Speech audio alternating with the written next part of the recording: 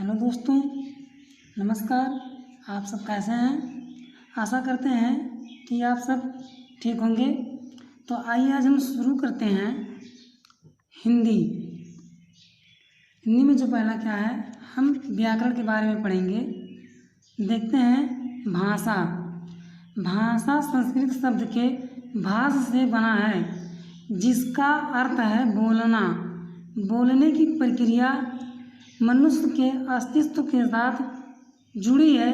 भाषा के द्वारा मनुष्य के सभ्यता का विकास हुआ है। इसके द्वारा हम अपने भावों एवं विचारों का आदान प्रदान करते हैं। मतलब कहने का अभिप्राय ये है कि जो हिंदी शब्द की जो उत्पत्ति हुई है वो क्या है, इस संस्कृत के भाष शब्द से बना है। इसका जो मेन रीजन है या इसका जो उद्देश्य है, इसके द्वारा हम अपने भावों को या विचारों को अपने के समक्ष रख सकते हैं। बात करते हैं भाषा के भेद। भाषा के मुख्यतः दो भेद होते हैं। नंबर 1 क्या होता है, मौखिक भाषा। नंबर 2 लिखित भाषा। अब मौखिक भाषा क्या है, जो मुख के द्वारा बोला जाता है उसे हम क्या कहते हैं, मौखिक भाषा कहते हैं। और जो लिख करके प्रकट किया जाता है या लिखित भाषा का जो स्वरूप होता है क्या होता है, अस्थायी होता है, उसे हम क्या कहते हैं, लिखित भाषा कहते हैं। आगे देखते हैं भाषा के महत्व। व्यवहार में भाषा के दोनों रूपों का बहुत महत्व है। दैनिक जीवन में भाषा को अधिक प्रयोग में लाया जाता है, परंतु लिखित भाषा के कारण हम प्राचीन साहित्य, जो ज्ञान का अनुपम भंडार है और सुरक्षित है, विश्व के कार्य लिखित भाषा के कार्य में होते हैं। मतलब क्या होता है कि जो मौखिक भाषा होता है उसको हम प्रायः अपने दैनिक जीवन में दिन प्रतिदिन क्या करते हैं, बोलने के लिए प्रयोग करते हैं। और जो लिखित भाषा होता है, इसका जो अस्थायित्व होता है क्या होता है, ये साहित्य और ज्ञान का अनुपम भंडार होता है और ये विश्व के विभिन्न कामों से लिखित कार्य के लिए प्रयोग होते हैं। अब आगे देखते हैं भाषा के घटक। तो भाषा के क्या है कि कई घटक होते हैं। भाषा के प्रायः निम्नलिखित घटक हैं। नंबर 1 ध्वनि। मानव मुख से निकलने वाली प्रत्येक ध्वनि स्वतंत्र होती है। मानव मुख से निकलने वाली प्रत्येक ध्वनि स्वतंत्र होती है। भाषा के मौखिक रूप में केवल ध्वनियों का प्रयोग होता है। जैसे मान लीजिए कि हम कोई वाक्य बोल रहे हैं, जैसे कह रहे हैं कि मैं बाज़ार जाऊंगा या श्याम कल मार्केट गया या बाज़ार गया, तो ये क्या होता है कि हमारे मुख से निकली हुई ध्वनि होती है, जो क्या होता है कि ये स्वतंत्र होता है, पूर्ण रूप से स्वतंत्र होता है। अब नंबर 2 देखते हैं वर्ण। वह छोटी से छोटी ध्वनि जिसके खंड ना हो सके वर्ण कहलाती हैं। मतलब वह छोटी सी छोटी ध्वनि जिसके खंड ना किया जा सका उसे हम क्या कहते हैं, वर्ण कहते हैं। ये जैसे आ, ई, ऊ, का, खा, ला, हा आदि, ये सब क्या होते हैं, छोटी सी छोटी ध्वनि होती हैं, इनके खंड नहीं किए जा सकते हैं। आगे देखते हैं नंबर 3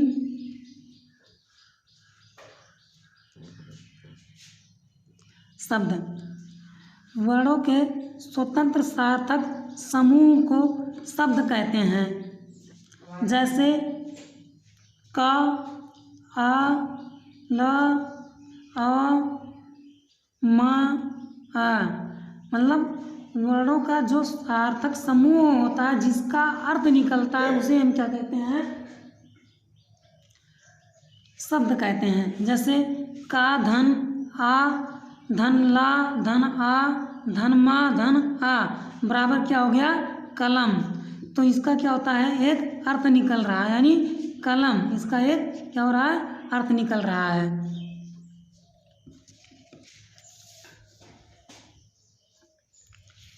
सेकंड देखते हैं, जो चौथा हमारा पॉइंट है वो क्या है, पद है। पद, जब कोई सार्थक शब्द वाक्य में प्रयुक्त होता है तो उसे पद कहते हैं। व्याकरण के नियमों के अनुसार विभक्ति, वचन, लिंग, काल आदि को पद कहा जाता है। जैसे राम विद्यालय जाएगा, जैसा कि अभी हमने आपको पहले बताया है कि मैं कल बाज़ार जाऊंगा या श्याम कल बाज़ार जाएगा, तो क्या हो रहा है, इसका एक सार्थक अर्थ निकल रहा है। इसमें क्या हो रहा है कि विभक्ति का, वचन का, लिंग का, काल आदि सभी को क्या है, समावेश है। जैसे राम विद्यालय जाएगा, तो इसमें राम क्या हो गया, संज्ञा हो गया। विद्यालय जाएगा यानी विद्यालय जाएगा, तो जाएगा जो हो गया एक काल बता रहा है कि कल विद्यालय जाएगा। अब आगे देखते हैं, नोट थोड़ा विशेष के रूप में इसको लिख लेंगे। हिंदी में पद के 5 भेद होते हैं। नंबर 1 संज्ञा, नंबर 2 सर्वनाम, नंबर 3 क्रिया, नंबर 4 विशेषण और नंबर 5 अव्यय। अब बात करते हैं वाक्य का। वाक्य शब्दों का ऐसा समूह जिसका निश्चित भाव व अर्थ होता है वाक्य कहलाता है। जैसे हरीश फुटबॉल खेलता है।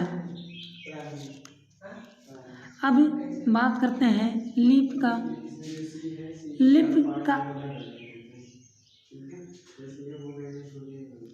लिपि का शाब्दिक अर्थ है लीपना या पोतना। मौखिक भाषा की ध्वनियों को लिखकर प्रकट करने के चिन्हों को लिपि कहते हैं।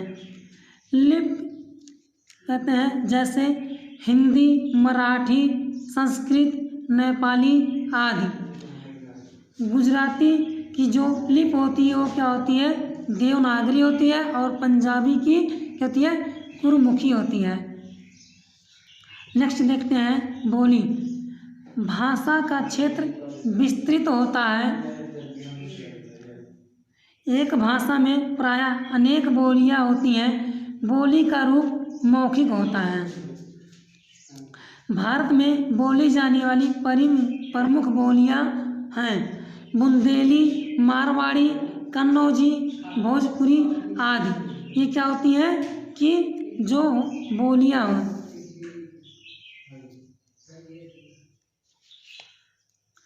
अब सेकंड देखते हैं नेक्स्ट, उपभाषा।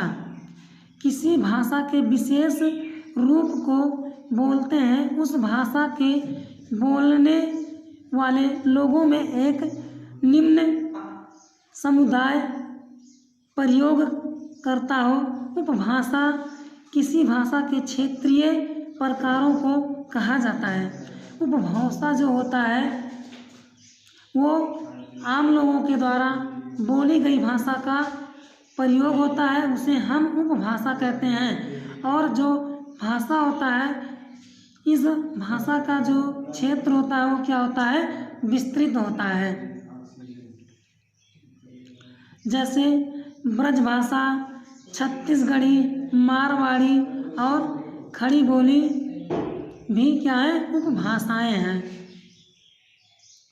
नेक्स्ट देखते हैं व्याकरण। प्रत्येक भाषा कुछ विशिष्ट नियमों से बंधी होती है। इस संपूर्ण व्यवस्था को व्याकरण कहा जाता है। किसी भाषा के समुचित ज्ञान से कोई भी उस भाषा उचित प्रकार से प्रयोग में या व्यवहार में ला सकता है। उदाहरण, लड़का चल रही है। तो अगर व्याकरण की दृष्टि से देखा जाए तो ये वाक्य क्या है, गलत होगा, क्योंकि लड़का जो ये लिंग क्या है, पुल्लिंग है, और चल रही है ये क्या है, स्त्रीलिंग को बता रहा। तो इस दृष्टि से ये क्या है कि ये वाक्य क्या है, गलत है। इसका जो अगर व्याकरण की दृष्टि से देखें तो क्या होगा कि लड़का चल रहा है, तो ये वाक्य क्या होगा, या व्याकरण की दृष्टि से ये वाक्य क्या होगा, शुद्ध होगा। नोट, व्याकरण वह शास्त्र है जो भाषा के शुद्ध रूप व प्रयोग का ज्ञान कराता है। जैसे अभी हमने देखा है कि लड़का चल रही है, तो यह व्याकरण की दृष्टि से क्या हो रहा है, गलत हो रहा है। और सेकंड जो है लड़का चल रहा है, तो यह व्याकरण की दृष्टि से क्या हो रहा है कि सही है।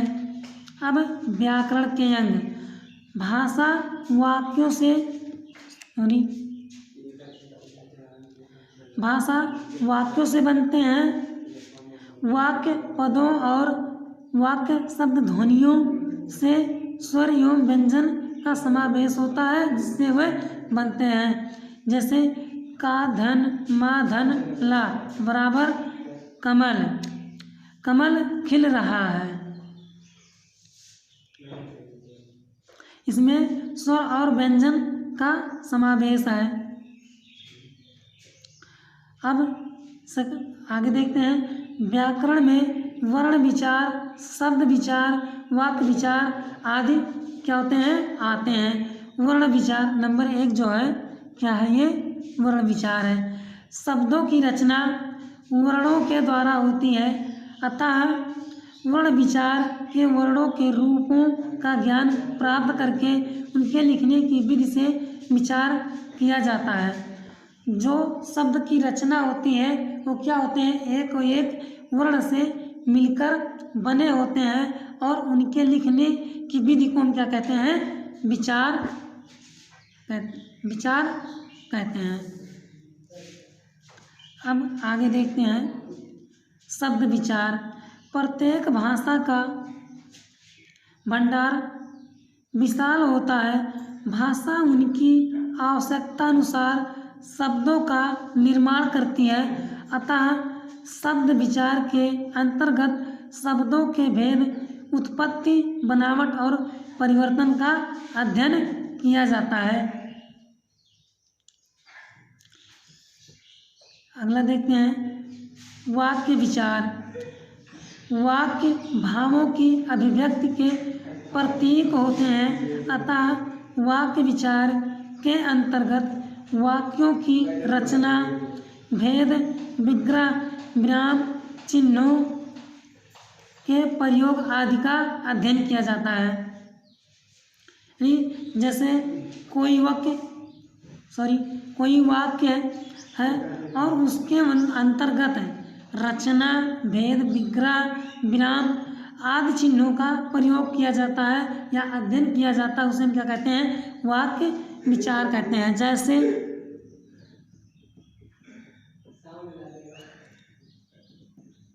माता पिता,